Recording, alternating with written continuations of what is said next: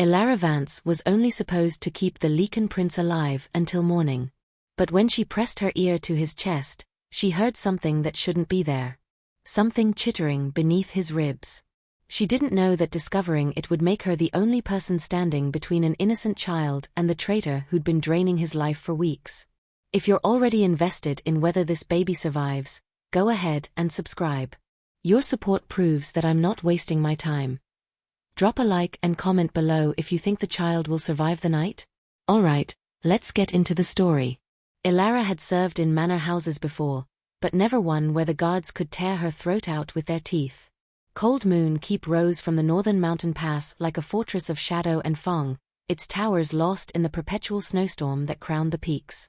She'd taken the position because it paid enough to settle her family's debts to the grain merchant, and because women alone in the village didn't have the luxury of refusing work, even work that terrified them. Mrs. Helwick, the head housekeeper, had one rule: keep him alive. Elara nodded, clutching her canvas bag of herbal remedies as they climbed the spiral stairs toward the royal wing. She'd expected to tend kitchen fires or scrub stone floors. Instead, Mrs. Helwick stopped outside a nursery door carved with wolves running beneath a full moon. "The babe needs constant care," Mrs. Helwick said, her voice barely above a whisper. "Every hour try to feed him. Rock him. Sing to him. He screams without end." "The babe?" Elara asked, her breath visible in the frigid air. "Prince Lucian. The king's heir. He's 3 months old and—" Mrs. Helwick's weathered face cracked with something close to grief. "He's dying. Every physician in the kingdom has tried. None can explain it. The king wants someone with a gentler touch." Before Elara could ask anything else, Mrs. Helwick knocked once and pushed the heavy door open. The nursery was colder than the hallway, despite the roaring fireplace. Stone walls everywhere. Frost creeping along the window panes. And in the center of the room, in an ornate cradle carved from black oak, was a bundle wrapped in crimson cloth that screamed. "Miss Vance, this is Prince Lucian," Mrs. Helwick said, though her words were nearly drowned by the infant's cries. "Do what you can." The old woman left without another word, the door thudding shut behind her. Elara set down her bag and approached slowly, the way you might approach something both sacred and broken. The screaming didn't stop. It was raw, desperate, the sound of agony that had no beginning and would have no end. She lifted the tiny bundle carefully, and the weight of him shocked her. So light. Too light. Like he was already halfway to becoming a ghost. "Hush now, little one," she whispered, settling into the rocking chair by the fire. "I'm here. I won't leave you." The baby's face was pale, almost translucent, with dark veins visible beneath papery skin. His eyes were squeezed shut, his tiny fists clenched against his chest. Even in the firelight, he looked more corpse than child. Elara began to rock, humming an old lullaby her grandmother had taught her. The song of the winter sparrow, who sang through the coldest nights to keep her nestlings warm. For a moment, the screaming quieted to a whimper. Then she felt it. A pulse against her chest. But not the rapid flutter of an infant's heartbeat. This was slower. Rhythmic. Wrong. She froze mid-rock. The pulse came again. A strange, mechanical throb that seemed to answer the rhythm of her own heart, mocking it. "No. That's not possible." Elara adjusted her hold on the baby, pressing him closer. She could feel his heartbeat now, faint and irregular, struggling somewhere beneath his ribs. But beneath that, deeper still, was the other rhythm. The alien one. And then Prince Lucian went rigid in her arms. His back arched. His mouth opened in a silent scream. And Elara watched, horror-struck, as something moved beneath the skin of his chest. A jagged armored shape pressing against his ribs from the inside, like a creature trying to claw its way out. She nearly dropped him. "God's mercy," she breathed. The movement stopped. The baby gasped and resumed his wailing. But Elara couldn't tear her eyes from his chest, where the skin had already smoothed over, showing no sign of what she'd just witnessed. Except, she looked down at the crimson blanket pooling in her lap. At the edge, where the fabric had loosened, something small and dark tumbled free and landed on the ancient rug beneath the rocking chair. A scorpion. Black as midnight. Motionless.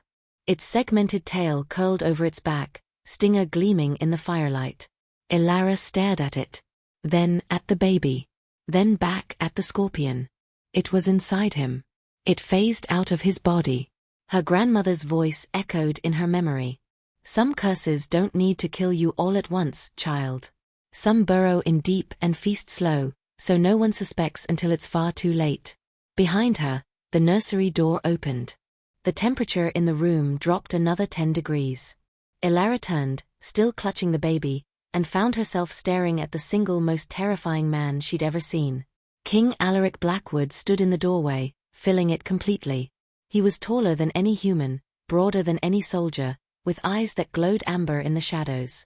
He wore his armor even here, crimson cape dragging behind him, as though he expected battle at any moment. His dark hair was wild, his beard unkempt, and when his gaze locked onto her, Elara felt every instinct in her body scream run. But she didn't run. She stood, cradling his dying son, and pointed with a trembling finger at the scorpion on the rug. "Your Majesty," she said, her voice barely steady. "Your son isn't sick." The king's eyes narrowed. "He's cursed." King Alaric crossed the nursery in 3 strides, each footfall shaking the floorboards. His hand went to the sword at his hip, eyes fixed on the scorpion like it was an assassin he could cut down. "Don't." Elara's voice cracked through the room. She stepped between the king and the creature, pressing Prince Lucian tighter against her chest. The baby's screams had faded to exhausted whimpers, each breath rattling in his tiny lungs. Alaric froze, his massive frame coiled with violence. "Move aside. You can't kill it." Elara forced herself to meet his burning gaze, though every muscle in her body begged her to submit. "Look at your son, Your Majesty. Really look at him." The king's eyes flicked to the bundle in her arms. For a moment, the rage in his face cracked, revealing something far more dangerous underneath. Fear. "This isn't an ordinary scorpion," Elara continued, her words tumbling faster now. "It's a parasite. A magical one. I felt it moving inside his chest, saw it push against his ribs. Then it phased out, just for a moment, and fell onto the rug." "Impossible." But Alaric's voice had lost its certainty. "My grandmother was a hedge witch. She told me about dark curses like this. Heart sting, she called them." Elara knelt carefully, keeping the baby secure, and gestured to the scorpion. "It's bonded to him. Feeding on his life force. That's why he's wasting away. That's why no physician could help him." Alaric stared at the creature. It hadn't moved since it fell, but now, as if responding to their attention, its tail twitched once. Twice. The baby gasped. "See." Elara whispered. "They're connected." The king's hand was still on his sword hilt, knuckles white. "Then I'll cut it out of him." "No." Elara stood, placing herself between father and son. "If you kill the scorpion, the curse breaks violently. The backlash will stop his heart." She swallowed hard. "If it dies, he dies." The silence that followed was worse than the screaming. Alaric stood there, this massive predator of a man, utterly helpless. His jaw worked. His breathing turned ragged. Finally, he looked at her with eyes that held centuries of grief. "Then tell me what we do." Elara clutched the dying prince and stared down at the creature that was killing him, realizing she'd just made herself responsible for saving the heir to a kingdom that would sooner eat her than trust her. "We find who put it there," she said. "And we make them tell us how to remove it." Elara laid Prince Lucian carefully on the fur rug near the fire, keeping him swaddled except for his chest. The baby's cries had subsided into shallow, labored breathing. Each inhale looked like it cost him everything. "Watch," she said quietly. She picked up a fireplace poker and extended it slowly toward the scorpion. The creature remained motionless, but the instant the iron came within inches of its carapace, Prince Lucian convulsed. His back arched off the rug, his mouth opening in a silent scream of agony. Elara jerked the poker away. The baby collapsed, gasping. Behind her, she heard King Alaric's sharp intake of breath. "Again," he commanded, though his voice had gone hoarse. She repeated the test, this time using a wooden stick from her herb bundle. The same response. The baby writhed as though he was being touched, not the scorpion.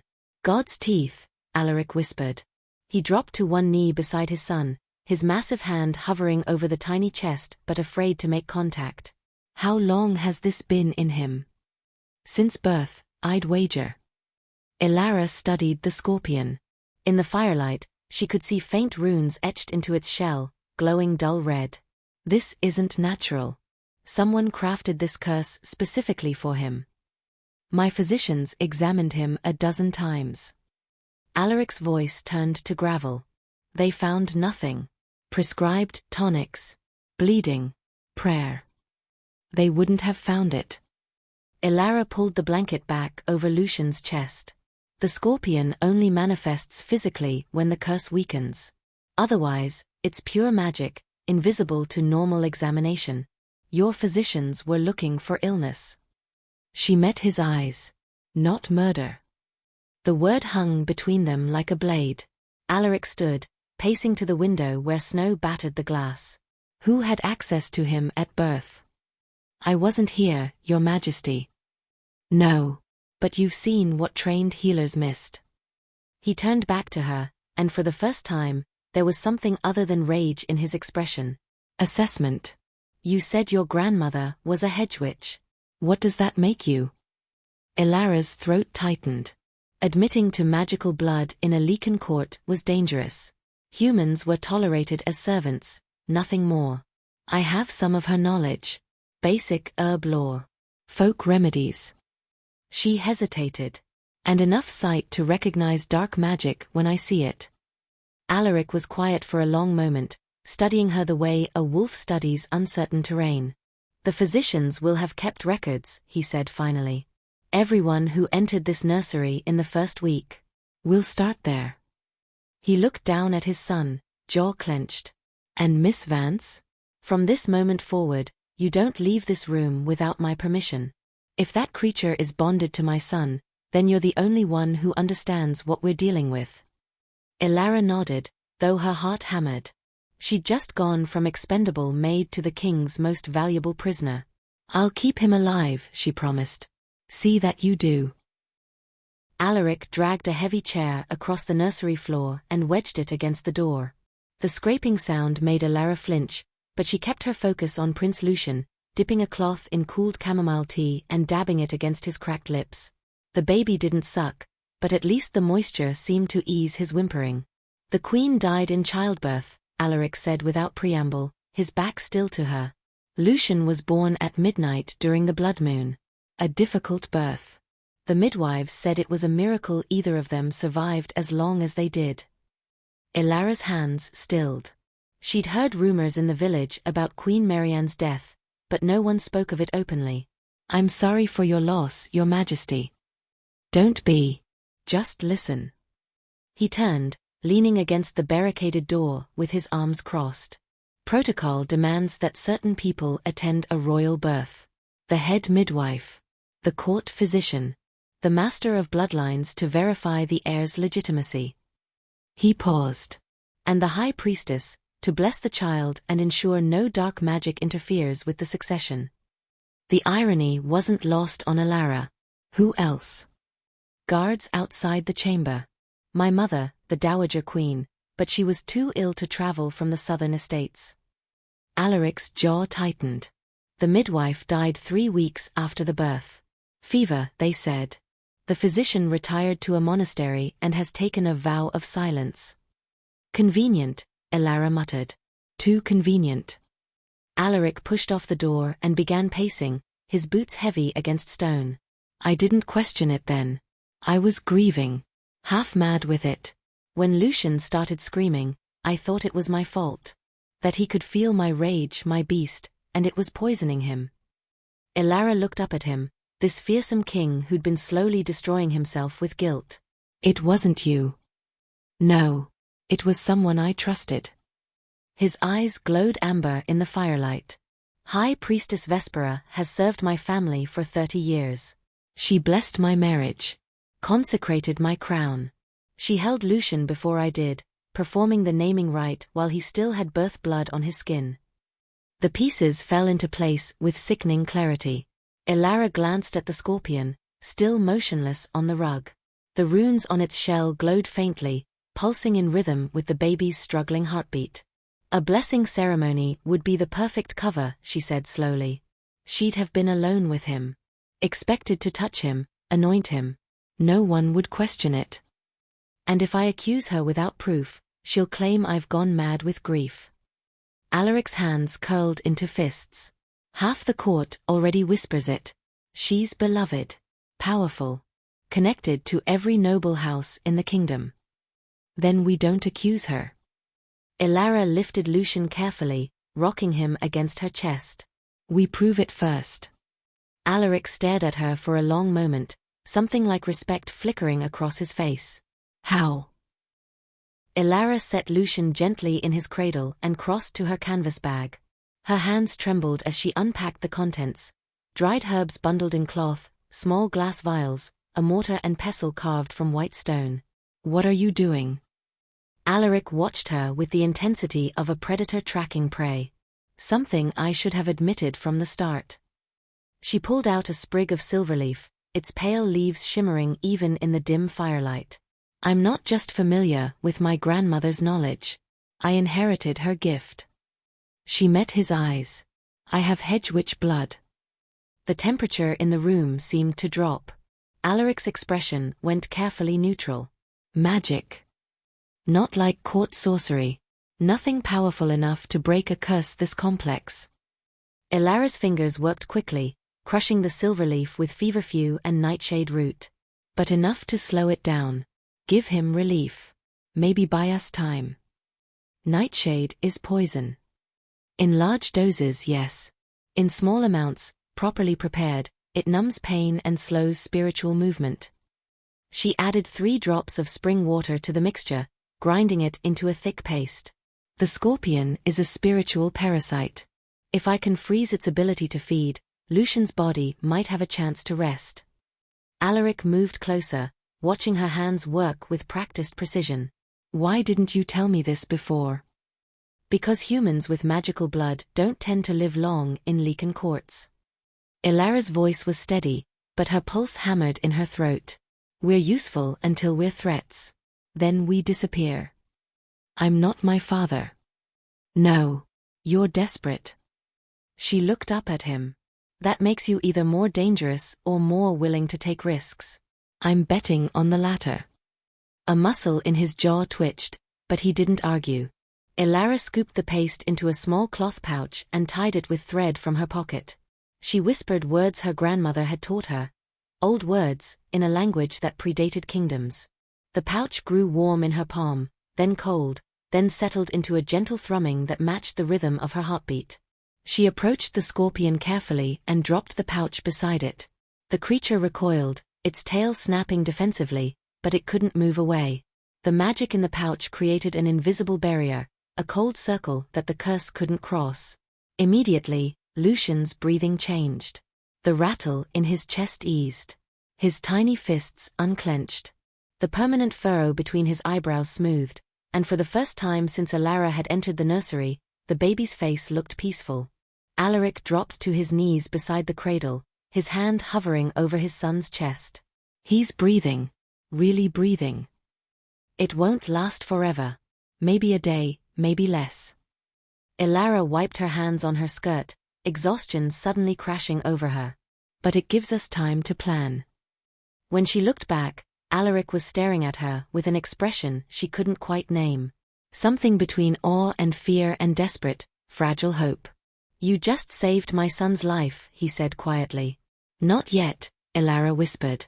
But I will. The great hall of Cold Moon Keep smelled of wet fur and wood smoke. Alaric had called an emergency assembly at dawn, summoning every member of his inner circle before they'd had time to prepare their masks. Elara watched from the shadows behind a stone pillar, heart pounding, as nobles and advisors filed in with sleep-creased faces and barely concealed dread. High Priestess Vespera entered last, her silver robes whispering against marble floors. She was tall and elegant, with white hair braided in elaborate patterns and eyes like chips of ice. When she saw Alaric standing before his throne in full armor, something flickered across her face too quickly to name. Your Majesty, she said, her voice smooth as silk. Such an early summons. Has something happened? Alaric didn't sit. He stood with his hands behind his back, every inch the warrior king, though Elara could see the tension in his shoulders. My son is dying. A collective intake of breath rippled through the hall.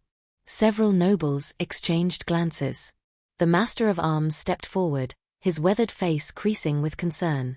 Your Majesty, surely the physicians have failed. Alaric's voice cut through the hall like a blade. Prince Lucian will not survive another day. By moonrise tonight, the kingdom will be without an heir. Elara watched them carefully, cataloguing every reaction. The Master of Arms looked stricken. The Dowager Queen's representative clutched her pendant, whispering a prayer. The Lord Treasurer's face went pale, already calculating the political chaos that would follow. And Vespera. For just a moment, the High Priestess's face transformed. Her lips curved upward, barely perceptible. Her eyes brightened. It was the look of someone hearing news they'd been waiting for, the satisfaction of a plan finally reaching completion. Then the mask slammed back into place. Tragic, Vespera said, pressing a hand to her chest. My king, I must go to him immediately. Perhaps if I performed the last blessing now, we could ease his transition to the Summerlands. No. Alaric's voice was absolute. I want him to spend his final hours in peace. No ceremonies. No rituals. He met her eyes directly. No visitors. Something cold passed through Vespera's expression, there and gone like a shadow over snow. Your Majesty, surely I of all people should be permitted. I said no. Alaric descended the throne steps slowly, and even the bravest wolves in the room took an instinctive step back. You blessed him at birth, Vespera. You said he would live to be a great king. Clearly, your blessing wasn't enough. The accusation hung in the air, subtle but unmistakable. Vespera's smile never wavered, but her knuckles went white against her staff. The gods' will cannot be predicted, my king. I grieve with you. But Elara saw the truth behind those ice-chip eyes. The High Priestess wasn't grieving at all. She was furious that she couldn't confirm the kill herself. They had until moonrise. 6 hours to prepare for a ritual that could save Lucian or kill him. Elara spread her grandmother's journal across the nursery floor, its pages yellowed and cramped with spidery handwriting.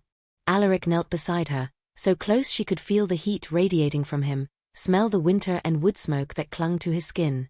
Here, she said, pointing to a diagram of a binding circle. To break a heart-sting curse, we need 3 things. Wolfsbane to sever the spiritual connection. Silver to burn away the magical residue. And... She hesitated. And... Alaric's voice was low, intimate in the firelit darkness. A blood offering. From someone who loves the victim enough to anchor his soul while the curse tears free. Their eyes met. His were molten gold, inhuman and beautiful and terrifying. My blood, then. It has to be given willingly. During the extraction, you'll feel everything he feels. The pain, the terror. If you break concentration, if you pull away, his heart will stop. I won't pull away. Alaric's hand covered hers on the page, his palm rough with scars. Show me what to do. For the next hour, they worked in synchronized silence. Alaric retrieved wolfsbane from the castle gardens, the purple flowers deadly even to touch, while Elara melted silver coins in the fireplace. He moved around her with surprising grace for such a large man, anticipating what she needed before she asked. More water, clean cloth, the iron poker to stir the molten metal. You're good at this, she said as he handed her a vial without being asked. I fought in the border wars for 10 years. I learned to read my brothers in battle. He paused.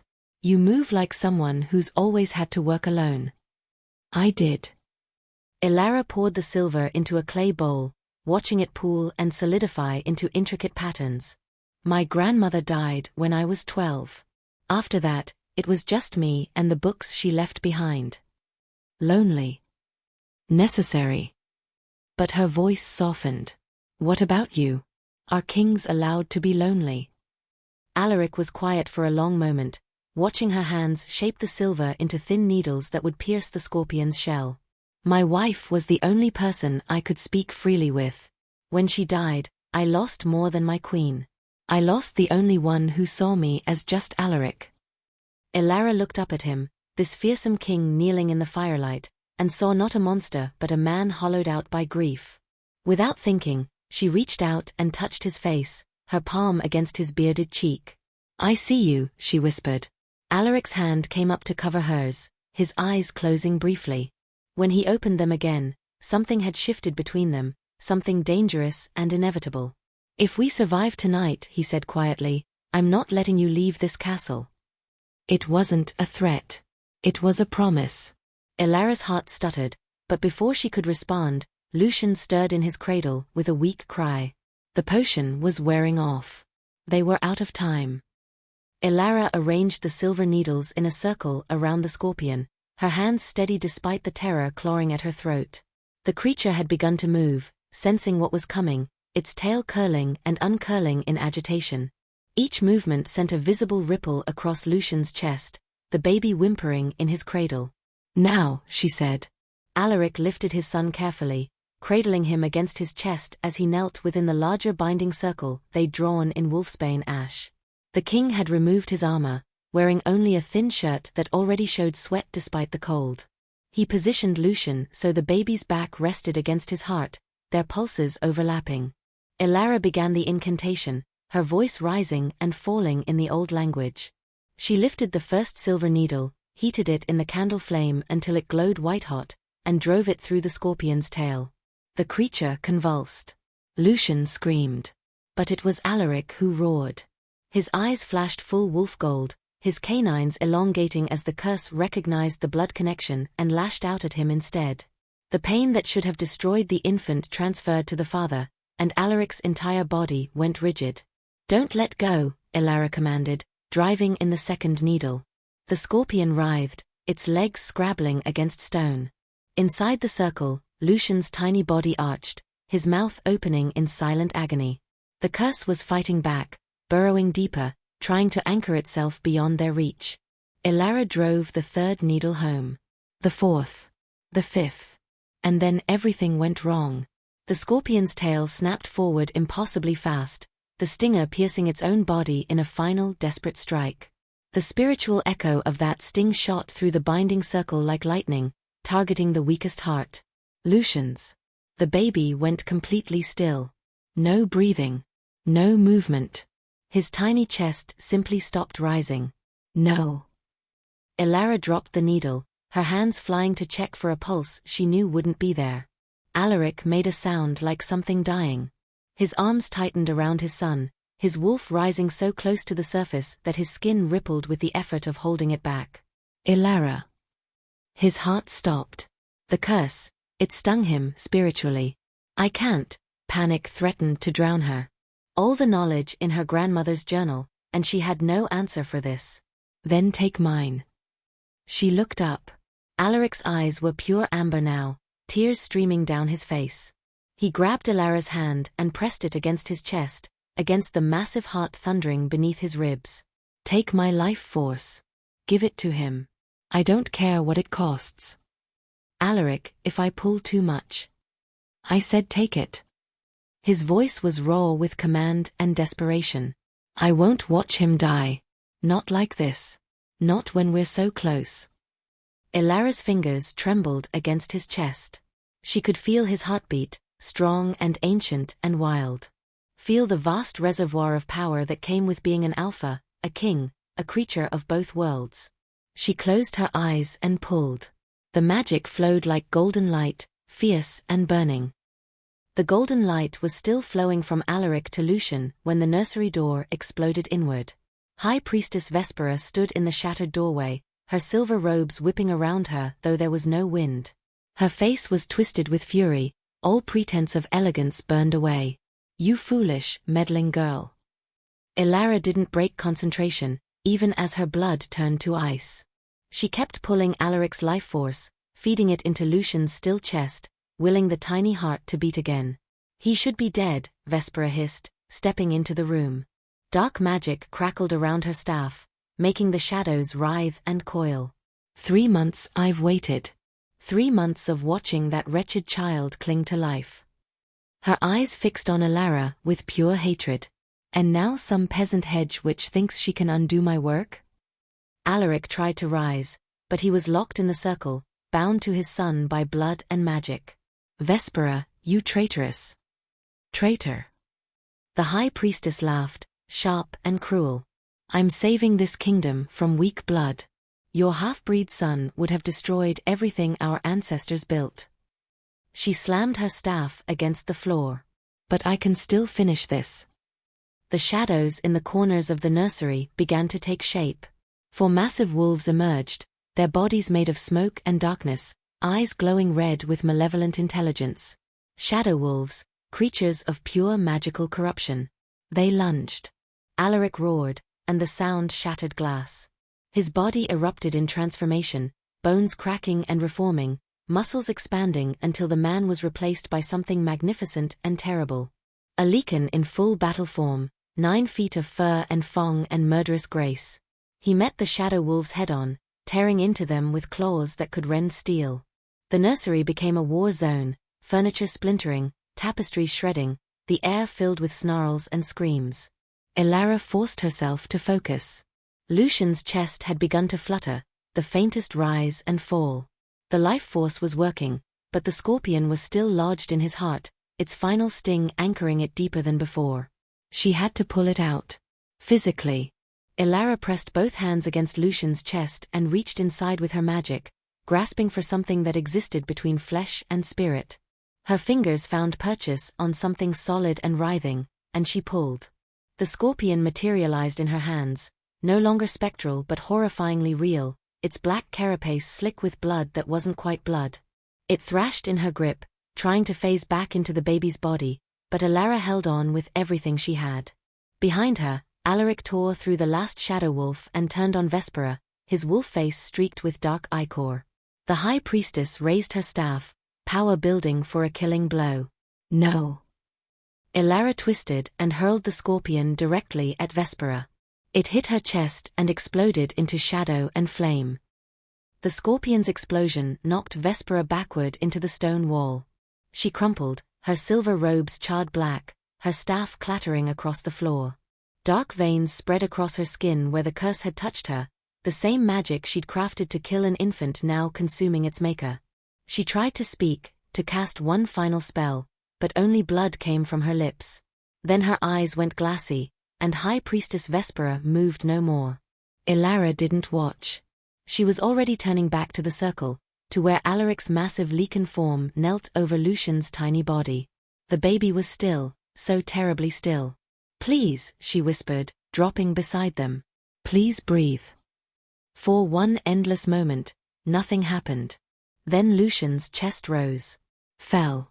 Rose again. And he cried. Not the weak, agonized screaming that had echoed through the nursery for months. This was different. Strong.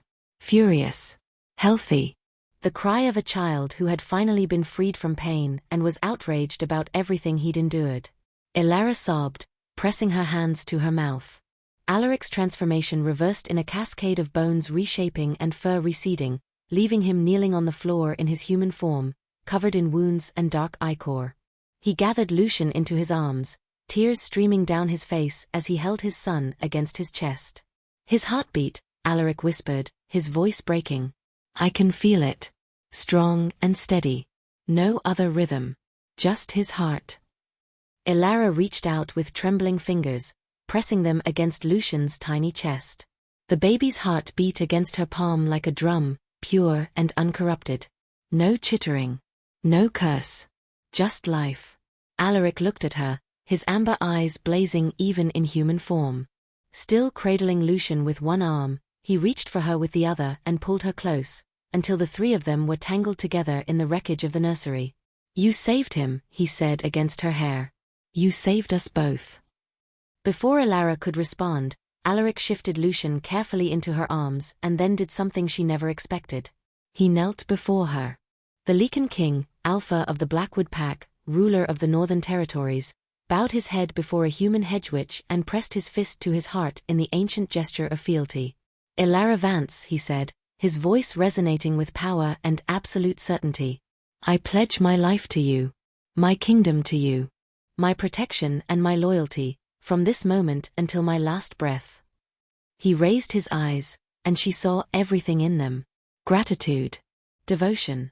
Something deeper that made her breath catch. You are Pack Mother now. You are mine, if you'll have me. Behind them, through the shattered window, the snowstorm that had raged for 3 months finally ceased.